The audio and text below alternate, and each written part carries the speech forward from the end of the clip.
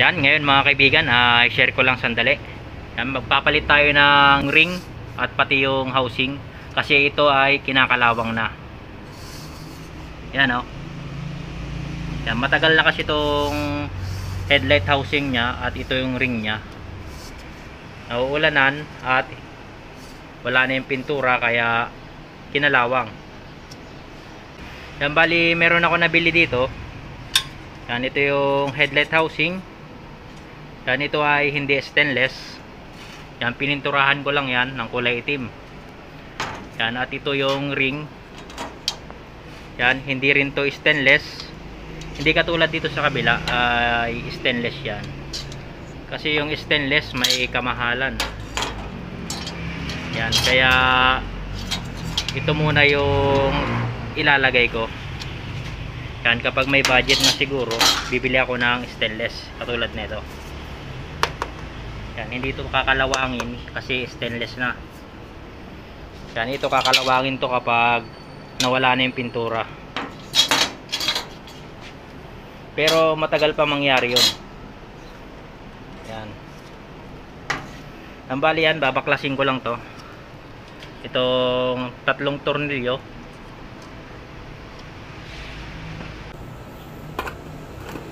At saka yung mga lagayan ng bolt, yung tornilyo dito ay loose thread na.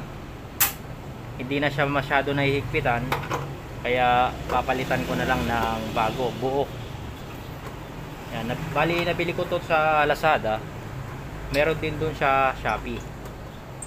Yan, bali nabili ko siya ng 600 yata. Yan, kasama na yan, set na yan, meron na tong rubber na kasama. Yan, ito yung rubber. Pero ako hindi ko ilalagay yung rubber. Ito yung ilalagay ko. Yan. Yung molding.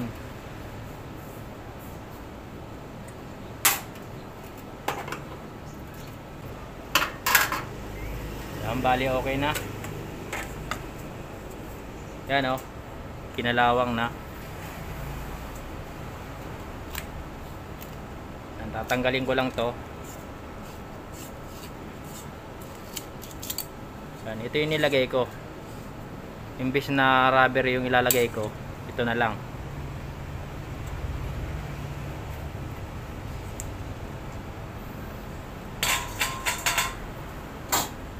Yan, mga tinalian ko lang yan. Nilagayan ko ng yung cable tie, you know, para hindi lang siya matanggal.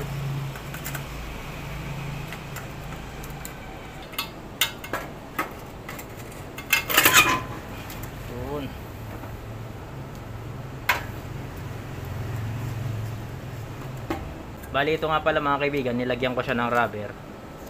Yan, goma, yung interior, yung ginupit ko at nilagay ko siya dito. Para sure na hindi siya dumikit dito sa bakal. Kapag dumikit yan dito sa bakal, itong wiring na to, siguradong masusunog yung jeep natin.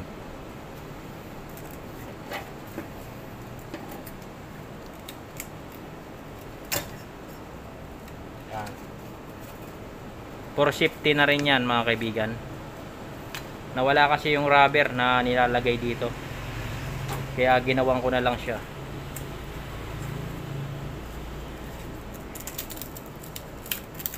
Yan, bali ito yung ring natin oh. Yan, talagang ano na siya, pudpud na. Yan oh, nilagyan ko na lang siya ng ano, ng electrical tape, binalot ko siya. Pero ngayon meron ng ganito, kaya papalitan na natin siya ng bago. Yun lang, hindi siya stainless, pero okay na yun kaysa sa wala.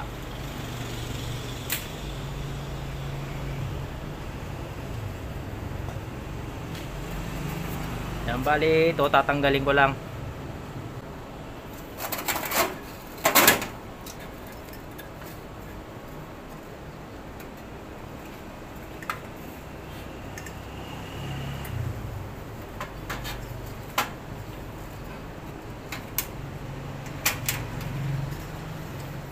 Bali ito mga kaibigan ay meron tong socket. Yan, hindi natin matatanggal to. Yan. Kaya dapat tanggalin natin siya dito sa dugtungan.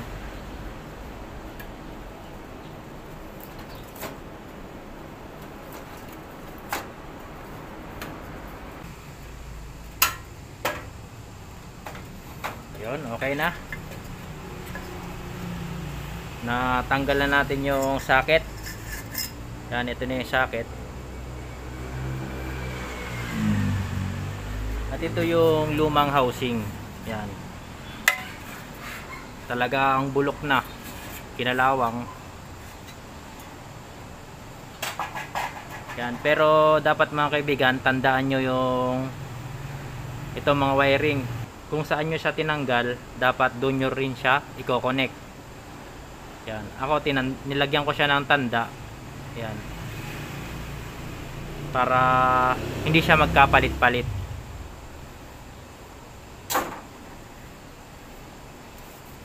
Punasan muna natin.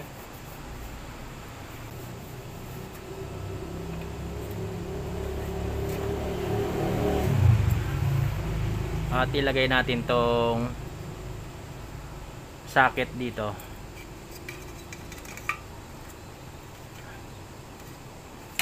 Yan.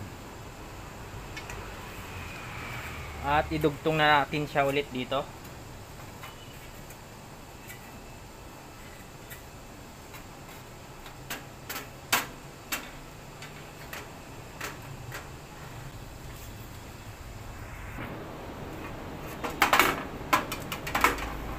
Yan, bali okay na mga kaibigan. Binalot ko siya ng electrical tape.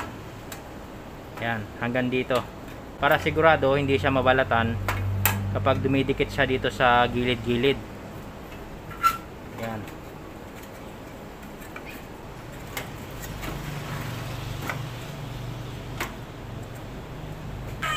Yan, bali okay na.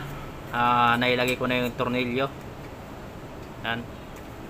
Hindi na matatanggal yan. Ngayon, ilagay na natin yung ilaw. Yan, ito. Yan, bali okay na. Nailagay na natin ito.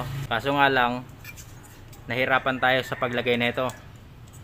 Yan, itong ilaw na to na real light, hindi siya eksakto dito. Medyo maliit ito. Yan, kaya ang ginawa ko, binuka-buka ko siya ng konti dito. Yan, para magkasya lang itong headlight dito sa ring. Yan, medyo masikip siya. Pero okay naman na pagkasya ko naman siya. Eksakto lang. Yan, ngayon i-connect na natin siya dito sa socket. Ay, ilagay muna natin yung rubber. Yan, ito. Lagay natin siya dito.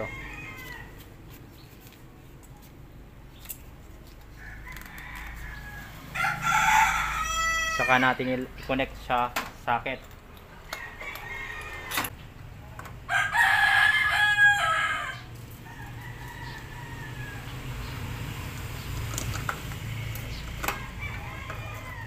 Yan, bali okay na yan. Ngayon, ilagay na natin to. Ilagay muna natin to.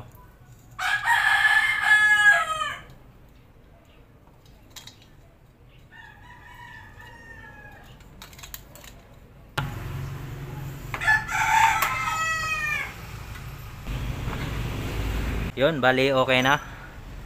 Ilagay na natin ngayon. Tetestingin natin kung iilaw siya.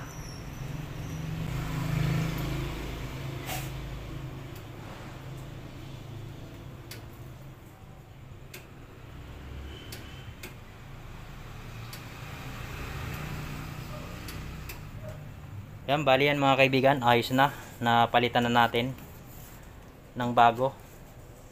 Yan, sa nagtatanong naman sa akin, doon sa nag-comment, nakalimutan ko na kung ano yung pangalan.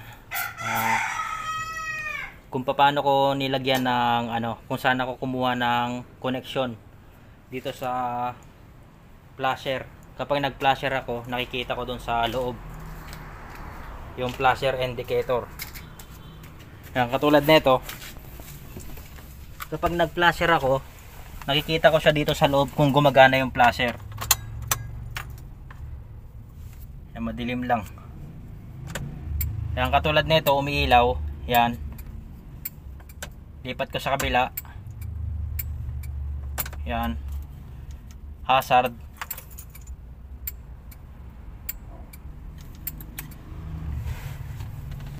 Yan, itong connection nito mga kaibigan, itong left and right na flasher na indicator na to. Ang connection nito, dito ako kumuha. Dito sa may signal para mas madali.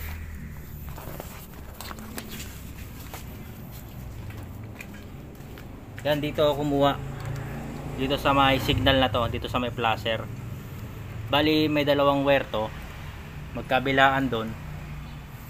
Yan, positive at negative. Yung kukunin nyo lang na wire dito sa flasher na to, yung positive. Yan, bali positive, positive. Bali dalawang wire yan. At pagapangin nyo siya hanggang dito sa loob. Yan, depende kung saan nyo siya ipupwesto. Dito sa loob ng jeep nyo.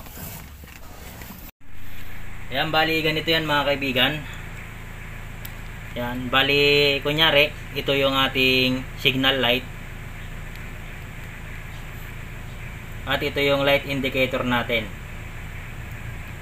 Yan. Negative at positive. Yan, magkabilaan. Kukuha lang kayo dito sa positive. Yan, i-connect nyo siya dito sa light indicator na ilalagay nyo dun sa loob na sasakyan nyo. Yan, bali left and right yan.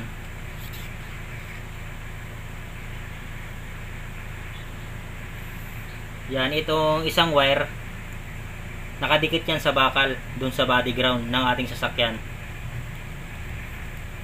Kapag nag-signal na kayo, sasabay yung light indicator nyo. Kunyari nag-signal kayo sa left, iilaw ito kasi nakakonect siya. Ayan o. Sa right, ilaw din tong ilaw sa right. Kaya sasabay siya. Bali ganyan lang mga kaibigan.